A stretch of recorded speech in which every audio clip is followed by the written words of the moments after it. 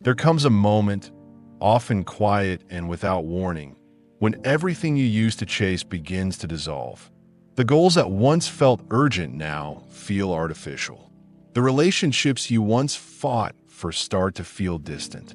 The habits, roles, identities that once defined you no longer fit.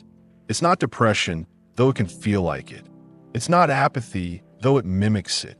It's something deeper, a silence that settles over your life and asks you to stop moving. A stillness that begins not in the world, but in your soul. This is the aftermath of awakening, and no one prepares you for it. We often speak of awakening like it's a burst of light, as if clarity and peace arrive the moment your illusions shatter. But what follows is rarely peace. What follows more often is emptiness. Not because something went wrong, but because something false has died. And in that death, you are left with space. Space where identity used to be. Space where striving once lived. Space where noise used to drown the voice within. Carl Jung understood this better than most. He wrote not only about the light of awakening, but about its shadow. The uncomfortable truth is that spiritual insight does not complete us, it dismantles us. It peels away the protective skin of ego and persona. It reveals the hollowness of ambition built on fear. And it asks a question that no one wants to answer. Who are you when all of that falls away? This is the space where many feel lost. The fire that burned so brightly during the search is suddenly gone. The books don't excite you. The teachers sound hollow. Practices feel mechanical. There is no motivation because the self that needed motivation has dissolved. What remains is you, but not the version you recognize. Not the personality you constructed. Not the dreamer, the seeker, the achiever. Just something quiet. A witness. An awareness. And that awareness feels empty because it hasn't found a form yet. In the process of individuation, the term Jung used to describe the integration of the unconscious in a conscious life, there is always a stage of disorientation. He called it the night sea journey, borrowing the ancient myth of the hero who must descend into darkness, cross the black waters, and emerge on a different shore. You cannot skip this part. It is not a mistake in the journey. It is the journey. The ego, used to driving the narrative, suddenly finds it has no story left to tell. And in that silence, panic sets in, because we have been taught that meaning comes from movement, that life is about striving, reaching, building, proving. But awakening reveals that much of what we built was scaffolding, not self. And when that scaffolding collapses, we confuse it for loss. We confuse the absence of illusion for the absence of life. But in truth, something else is beginning. Slowly, wordlessly, deep beneath the surface. The emptiness you feel is not a void, it's a clearing. A sacred silence where the false self once shouted. And in that silence, something true begins to whisper. But we must be still long enough to hear it. Most don't stay. Most rush to rebuild, to grasp for meaning, to return to the familiar. But the path of the awakened asks you to wait, to resist the urge to fill the space, to allow yourself to be undone completely so that you can finally become. Jung wrote, "Enlightenment is not imagining figures of light, but making the darkness conscious." This is that darkness, not evil, not despair, but the unknown space where your soul waits. Not to be rescued, but to be revealed. It is here that the real journey begins. Not the journey of ideas, but the journey of being. And being is harder than believing, because being requires that you stay in the moment without numbing, without escaping, without pretending to be more than you are. And right now, who you are is someone who has seen through the veil and no longer knows what to hold on to. That is not weakness. That is awakening. There will be days when you long for the old self, the one who knew what to want, what to do, how to pretend. There will be moments when the silence feels unbearable, when the weight of your own awareness feels too much. But this is where you rebuild, not on goals, but on truth, not on image, but on essence. The emptiness is not the end, it is the invitation. To be motivated again, you must allow motivation to be reborn, and it will not look like what it once did. It will not be rooted in fear or lack or performance. It will rise from stillness. It will be quieter, but more certain. It will come not from your mind, but from your center, and it will not need to prove anything. You're not lazy. You're not lost. You're not broken. You're simply between stories, between selves, between illusions. You are in the gap, and that gap is where the soul breathes. So if you feel empty after awakening, know this is not the end of your journey. It is the most sacred part, the part where the masks fall, the part where the noise stops, the part where you begin to hear your own voice again, not the voice of ego or conditioning or fear, but the voice that has been waiting underneath it all. Stay in the silence. Let it reshape you, because what's coming isn't a better version of who you were. It's the beginning of who you really are. It's strange how silence can feel louder than chaos.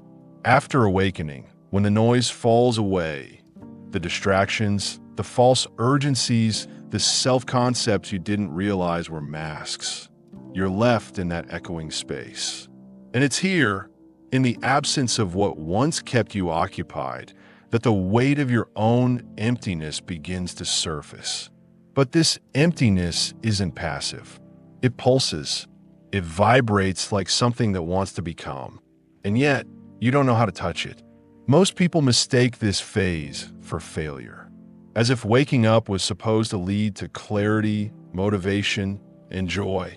But Carl Jung would say you've simply crossed into the part of the psyche few dare to explore, the in-between. A place that isn't about moving forward or backward, but about being with what arises when you stop performing. This is the desert of the soul, a psychic crossing where your old fire has gone out and the new one hasn't yet caught. It is here that the ego tries to reassert itself. It whispers that you need to do something, that you need a plan, a goal, a mission, anything to prove that you're okay, anything to avoid sitting with the void. But the void isn't trying to hurt you. It's trying to clean you, to burn away what's false. And the ego fears this because it only knows how to function through identity, through effort, through control. In Jungian terms, this is the collapse of the persona, the social mask you wore perhaps unknowingly for most of your life. That mask was necessary at one point. It helped you navigate society, relationships, expectations. But it was never you. And now, as it begins to fall apart, the world around you seems to dim. Not because it's darker, but because the light you once projected onto it has pulled inward. You are no longer enchanted by what used to hold your attention. The drama, the chase, the performance, all of it feels faint, distant. You're still here, but less attached. And that distance feels like numbness. But it's not numbness. It's detachment, the healthy kind, the kind that arises when your soul starts preparing you to meet yourself without armor.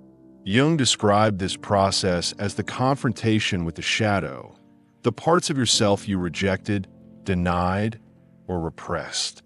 And now, without the distractions of the ego's goals and roles, the shadow begins to move closer. It shows up not with violence, but with silence. In the way you stop being excited by things you used to love. In the way you question everything you once believed. In the way you wake up and wonder who you are if you're not trying to become anything. This is not depression, though it may look like it. It's deconstruction, sacred unraveling. You are not falling apart. You are falling inward, into yourself, into the truth that was always there, waiting for your ego to tire itself out. And it has, which is why you feel so still so disconnected, so quiet. You're not broken. You're just deeper now. But it's terrifying to not want anything, to not have desire, ambition, drive. In a world built on constant stimulation and movement, your stillness will feel like death. And in a way, it is. The death of the unconscious self, the one that lived on scripts inherited from family, society, survival. The one that was always reacting, always striving, always reaching for a life you never actually chose. That self is gone now, and all that's left is you, the real you, with no script, no destination, and no certainty.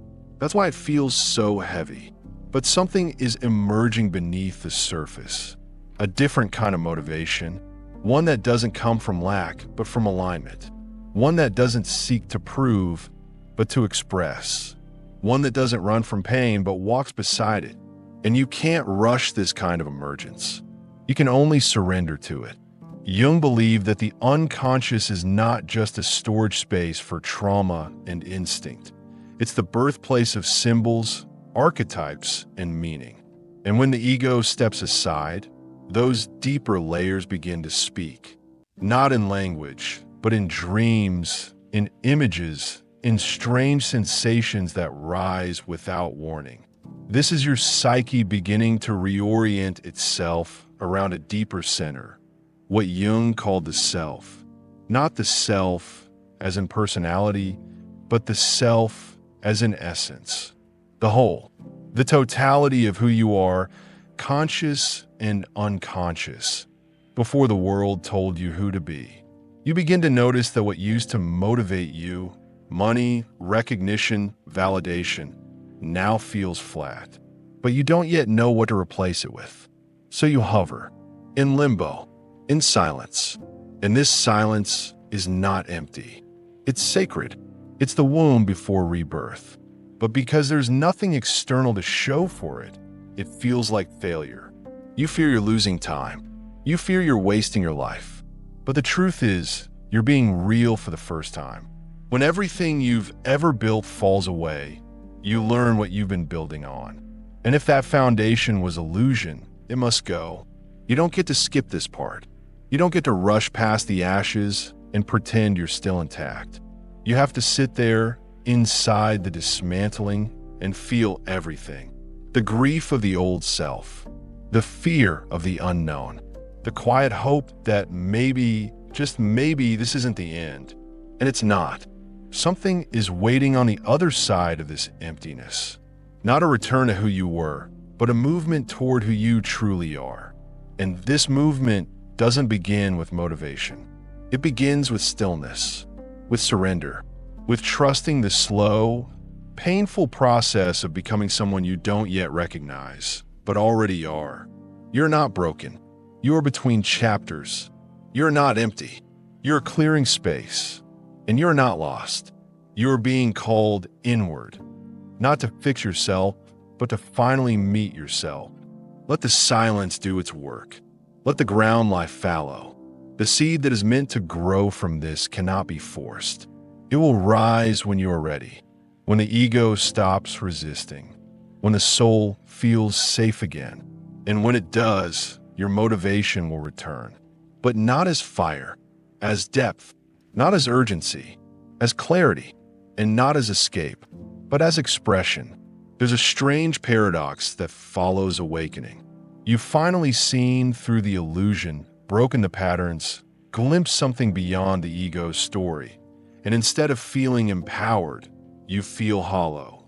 Instead of clarity, you feel suspended, as if you're standing in the ruins of everything you once believed in, waiting for something, anything, to move again. But it doesn't. Not yet. You try to force yourself forward.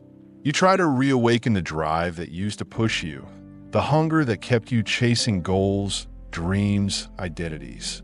But none of it responds. You reach inside and find only stillness. A stillness that feels both sacred and unbearable. And you wonder, is this what awakening was for? Just to stand here, emptied out and unmoved? Jung would say yes, This is exactly the point. What you're experiencing isn't failure. It's the sacred tension between death and rebirth. It's the quiet that follows the collapse of illusion, and it's not meant to be bypassed. It's meant to be lived. You're in the phase Jung described as enantiodromia, the turning of one thing into its opposite.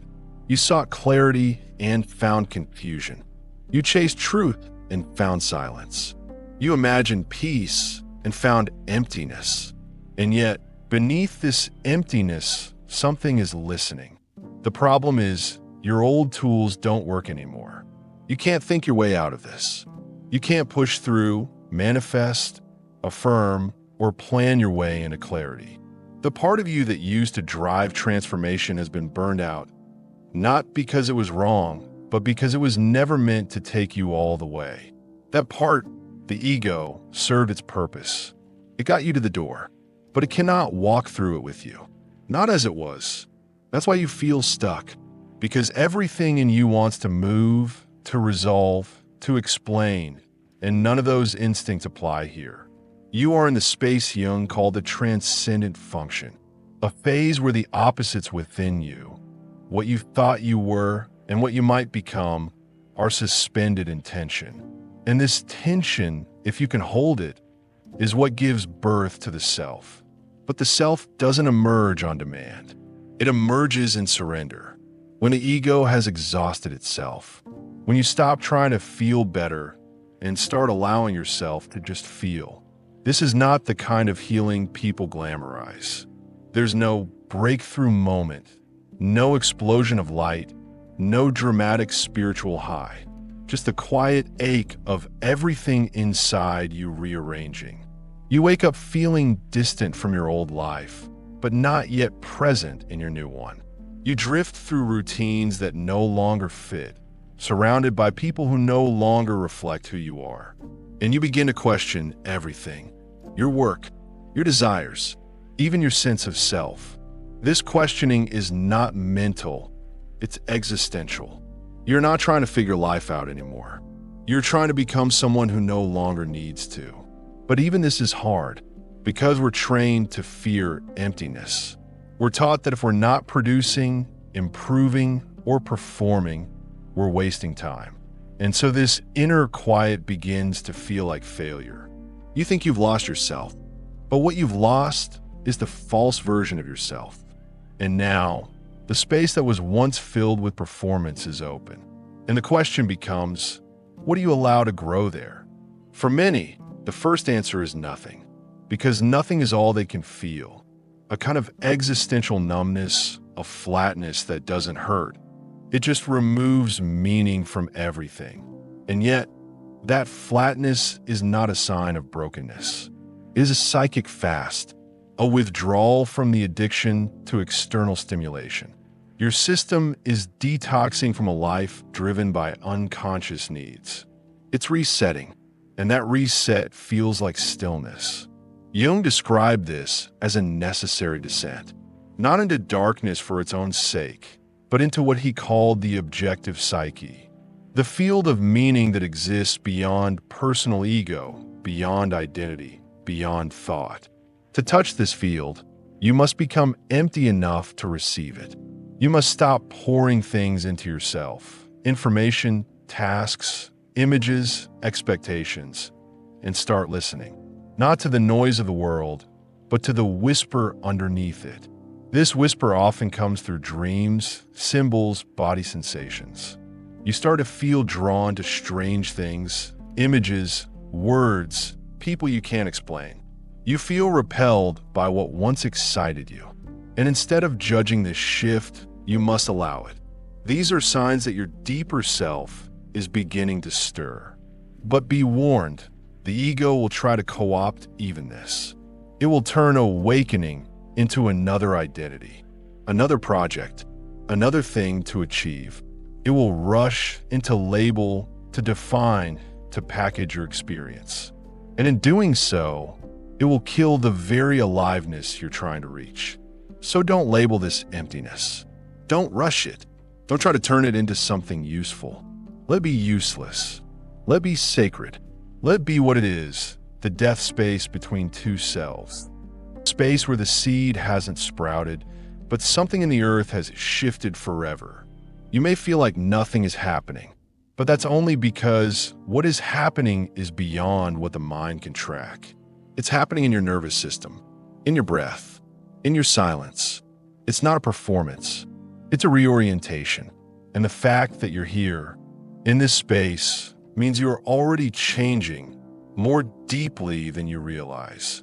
The world will try to pull you back, into noise, into striving, into meaning-making. But you don't belong to that world anymore. Not fully. You're in between, and that in between is sacred. It's not purgatory. It's preparation. So rest, not as escape, but as devotion. Sit with the questions, not to answer them, but to feel what they open. Honor the fact that you're not who you were, and you don't yet know who you are. That's not failure. That's alchemy. Something ancient is moving through you, and it needs space. Let it. There's a moment in the silent aftermath of awakening when the emptiness doesn't just surround you, it begins to shape you. What once felt like absence now feels like pressure. Not external, but internal. A slow, quiet force that asks one impossible question. If I'm not who I was, and I'm not yet who I'll be, then who's breathing in this space? You start to realize that the stillness isn't passive. It's doing something. It's asking for your attention in a new way. Not to fix, not to control, but to notice. And the more you notice, the more you see how much of your life was built on stories. Stories you inherited, stories you performed, stories you believed were truth because they kept you from feeling lost. But now, without those stories, the landscape is raw, unwritten, and terrifying. Carl Jung warned that the breakdown of the persona is not a gentle process. It's surgical. The mask is not removed, it's peeled. And what lies beneath is fragile, sensitive, alive in ways the ego never allowed. You start to feel things you hadn't felt in years. Not joy, not sorrow, but presence. Uneasy, quiet presence. The kind that comes when there's nothing left to distract you from yourself. And in this presence, strange things begin to surface. Dreams that make no sense, but leave a mark. Random memories from childhood. Longings that return without explanation. People leave your life, not in anger, just with a soft ending. And you begin to see that this emptiness isn't empty at all. It's full of signals. Subtle movements from the unconscious trying to reorient your inner compass. But here's the hard truth. This process doesn't give you certainty. It gives you mirrors. And those mirrors don't show you who you are. They show you what you're avoiding. They reflect the patterns you swore you'd outgrown. The fears that dress themselves in spiritual language. The pain you thought awakening would erase. Instead, it brings it closer. Not to punish you, but to integrate you. You realize that spiritual awakening isn't an escape. It's an invitation to inhabit yourself more fully. But that kind of inhabiting requires grief. Not just for people or situations, but for versions of yourself you'll never be again. For dreams you outgrew. For illusions that protected you. For the certainty you had before you knew what lay beneath it. And as you grieve, you begin to feel a different kind of motivation returning. Not the fire that burns with ambition. Not the high that comes from performance. But something quieter, something older, like a thread being pulled from deep within your chest. You don't know where it leads, but you know you have to follow. Not because it promises answers, but because ignoring it would feel like betrayal. Jung wrote about this as the shift from ego-driven goals to self-directed living. The ego wants achievement. The self seeks integration. The ego demands speed. The self trusts timing. The ego wants to be seen. The self wants to see. And this transition isn't smooth. It feels like losing your voice, until you realize your old voice was an echo of someone else's expectations. You begin to speak more slowly, not because you're unsure, but because words feel heavier now. You listen differently, as if the space between phrases matters more than the phrases themselves. You no longer chase emotions, you let them move through you. You don't rush to inspire. You wait until something true asks to be expressed. And still, there are days when you feel nothing. When a silence feels dead, not alive. When you question everything again. And that's part of it too, because integration is not a straight line. It's a spiral. You return to the same themes, the same wounds, the same doubts, but each time a little deeper. Each time with less panic. Each time with more breath. This is what Jung called becoming whole. Not becoming perfect, not becoming enlightened, but becoming real. Whole is not shiny. Whole is messy. It includes your fear, your confusion, your apathy, your silence. It includes your joy, your sadness, your anger, your awe. To be whole is to carry all of it without identifying with any of it. To let it move through you. To allow life to speak in its many tongues and respond from your center, not your wound. You start to feel a different rhythm. One that doesn't come from the clock or the calendar. One that comes from somewhere deeper, your body, your intuition, your dreams. You begin to act not from impulse or pressure, but from alignment. You stop asking, "What should I do?" and start asking, "What's true now?" This doesn't mean you stop living. You still make choices. You still show up. But you no longer do so from the place of panic. You stop rushing to become and start remembering what it feels like to be. You trust your no. You honor your yes. You feel when something is off, and you pause instead of pushing. You become honest in ways that make you quieter, but clearer. And that clarity becomes your guide. The emptiness begins to feel less like loss and more like space. Space for life to move through you. Space for truth to take form. Space for meaning to arise organically, not as a performance, but as presence. And it's here in this slow return that you meet yourself again, not as a seeker, not as a role, not as a project, but as a presence. You realize you never lost your motivation. You just outgrew what used to move you. You evolved beyond the systems that rewarded your false self. And now, your soul is choosing a quieter fire. One that doesn't need validation. One that doesn't need attention. One that burns not to be seen, but to stay alive inside. You start to feel reverence. Not for goals, but for the process. Not for outcomes, but for moments. You start to love without needing to fix. To create without needing to impress. To rest without needing to justify. And this is the beginning of sacred motivation. The kind that doesn't rise from the mind, but from the soul. Let it be slow. Let it be subtle. Let it be real. You're not empty. You're preparing for a different kind of fullness. One that doesn't shout. One that simply, quietly begins to glow. There's a moment, barely perceptible, when the silence inside you begins to shift. Not because something dramatic happens. Not because your life changes overnight. But because something subtle within you starts to move. Slowly, like a branch thawing after winter.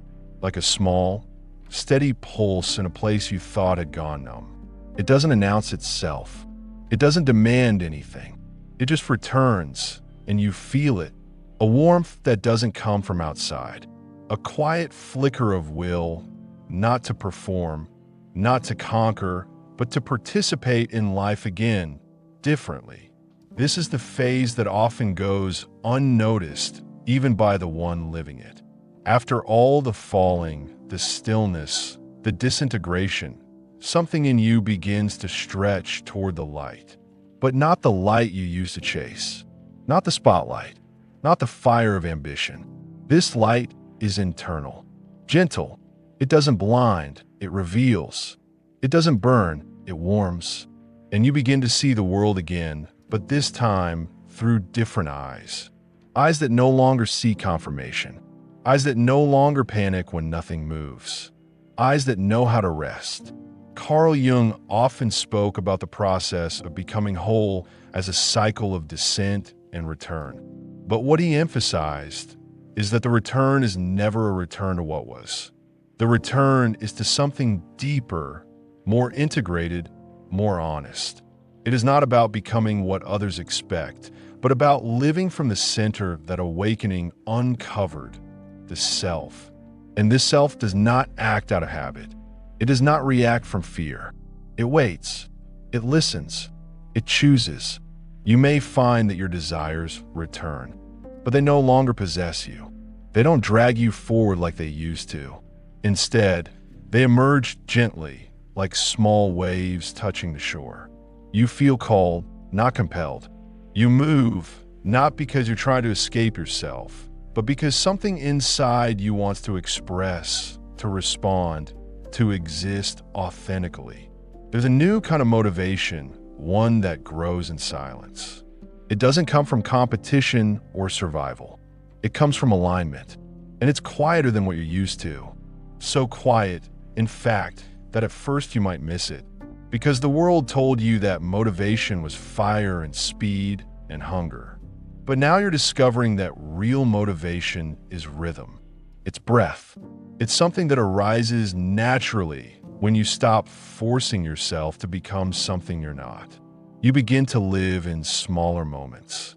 Not because you've given up on big dreams, but because you no longer need them to feel alive. You realize that the present is no longer just a stepping stone, it's a destination. And in that shift, everything changes. Washing the dishes becomes a ritual. Sitting with a friend becomes sacred. Saying no becomes an act of clarity, not guilt. Rest becomes nourishment, not avoidance. This is the return to the body, not just physically, but energetically. After the disembodiment that often follows awakening, after the disconnection from old roles and desires, you begin to land again. You feel your feet. You notice your breath. You don't float above your life anymore. You begin to root into it. And this rooting brings a different kind of knowing. Not intellectual, not logical, but embodied. You don't just think your truth, you feel in your spine. This is what Jung meant when he said, "The privilege of a lifetime is to become who you truly are." And it's a privilege because few people ever allow themselves to go far enough into the emptiness to discover what waits beyond it. Most run. Most fill the silence with noise. Most turn awakening into another form of control. But those who stay, who let the emptiness cleanse them, find something rare. A sense of self that is not constructed, but uncovered. Not achieved, but remembered. And here's the beauty. You no longer need to define yourself to be yourself. You can simply live, simply respond, simply move in the direction that feels honest. Even if you can't explain it to anyone, you begin to live from your own rhythm, not from the expectations of others. And that rhythm, once felt, is impossible to betray. But the world won't understand this version of you. They'll ask where your ambition went, why you seem different, why you don't push like you used to, and you won't have a clean answer. Because how do you explain that you no longer live in the same time? That your inner seasons have changed? That you've traded urgency for presence? You don't explain. You live. Quietly. Steadily. Authentically. This doesn't mean you've become passive. Far from it. In fact, your actions now carry more weight, more clarity, more impact, precisely because they're no longer reactive. You've stopped rushing toward outcomes and started responding to life. And in that space, your creativity deepens. Your intuition sharpens. Your relationships evolve. You're no longer acting, you're responding. You're no longer building a life. You're listening to the one already trying to be lived through you. There are still difficult days. The void doesn't disappear entirely. but it's no longer terrifying. It becomes a companion, a reminder that life isn't about constant movement, but about balance, between action and rest, between knowing and not knowing, between becoming and being. And you learn to trust that when the time comes to move again, you will move. Not because you have to, but because it will be true. You begin to see others differently too. You notice who is performing, who is escaping, who is reaching from emptiness. And you don't judge, you understand. You were there. You know what it's like to run from yourself, to try to fill a hole that wasn't meant to be filled, but honored. And in that understanding, you become safer. You become quieter. You become someone others feel permission to exhale around. And maybe that's part of your new purpose. Not to inspire through words, but through presence. Not to lead with noise, but with stillness. Not to motivate in the old sense, but to embody the kind of life that doesn't need to be chased, only lived. This is what awaits on the other side of the emptiness. Not a new identity to wear, but the courage to exist without one. Not a new philosophy to preach, but a deeper relationship with the unknown. Not a better version of yourself, but a truer one, whole, imperfect, alive. And from this place, even the smallest movement becomes meaningful. Because now it's not about doing more. It's about being here, fully, quietly, completely. There comes a moment after the silence is settled, after the old self has been grieved, after the soul has wandered alone through its own inner desert, when you begin to feel something you haven't felt in a long time. Not fire, not motivation, not purpose in the way the world defines it, but presence. Gentle, undeniable, grounding presence. Not something outside of you, not something you had to earn, just what's always been underneath, waiting. You realize that the emptiness wasn't trying to break you. It was trying to show you where you ended and where life began. It was trying to teach you how to exist without effort, how to breathe without performing, how to return to a state of being that doesn't need definition to be real. And in that recognition, something shifts. Slowly, silently, but forever. The ego that once needed to be someone, to become, to prove, to chase, no longer dominates the conversation. It doesn't vanish. It softens. It takes its place, not as the captain of your life, but as a useful tool in service to something deeper. And that deeper thing, that wordless essence, is not a personality. It's a presence. Jung called it the self, the totality of your being, conscious and unconscious, light and shadow, instinct and spirit. The part of you that was never fragmented, only forgotten. And now, in this new stillness, you begin to recognize its voice. You don't hear it like a command. You feel it in your body, in your timing, in the way you can say no without guilt, in the way you no longer force connections, projects, dreams that don't fit, in the way you rest, not because you're tired, but because rest is your natural rhythm now. What once felt like emptiness is now revealed to be spaciousness, not the absence of life, but the clearing of everything that blocked life from flowing through you. And in this space, you move differently. You no longer chase meaning, you notice it. You no longer seek identity, you express it. You no longer run from stillness, you return to it like breath. You don't need motivation the way you once did, because your life is no longer a reaction. It's a response, a quiet, continuous yes to what's real, even when it's uncomfortable. You don't perform your healing, you live it. You don't chase purpose, you embody presence, and that becomes purpose enough. And the world around you begins to feel different. Not because it changed, but because you did. You're no longer hooked by the same illusions. You no longer feel pulled to fix, to explain, to earn your place. You already belong, here, now, exactly as you are. And this belonging doesn't come from external validation. It comes from knowing that you've walked through the fire, the silence, the emptiness, and still remained. You begin to notice the simplicity of truth, how it doesn't need to shout, how it doesn't argue. It just is. And you begin to align with that energy. Less needing, more knowing, less defending, more observing, less pushing, more allowing. You become soft, but not weak, grounded, but not closed, present, but not passive. This is the gift of the emptiness you once feared. It carved you open. It made space. It asked you to trust what you could not control. And now, you're no longer defined by what you do, or how you appear, or what others see. You're defined by the depth you carry, the integrity you live, the quiet truth that vibrates in everything you touch, whether anyone notices or not. There will still be hard days. There will still be moments of doubt, grief, confusion. But now, you meet them differently. You don't fight the tide. You breathe with it. You remember that everything that rises eventually falls, and everything that falls teaches you how to rise. You're no longer looking for escape. You're living in rhythm. You've stepped out of the cycle of becoming and into the art of being. And in that shift, everything softens, even the hard things. Carl Jung understood that individuation, the integration of a whole self, isn't a one-time event.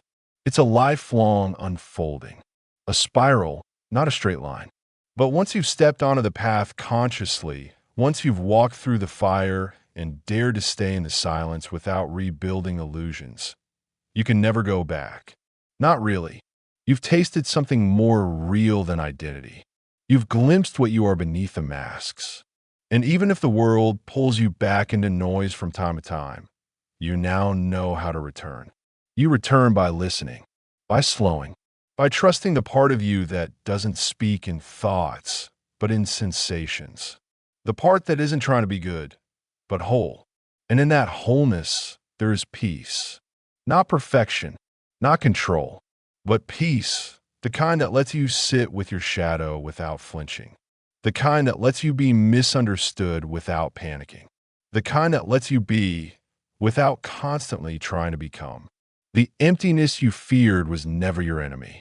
It was your invitation into depth, into presence, into a life that doesn't need to scream to be meaningful, into a self that doesn't need applause to be real.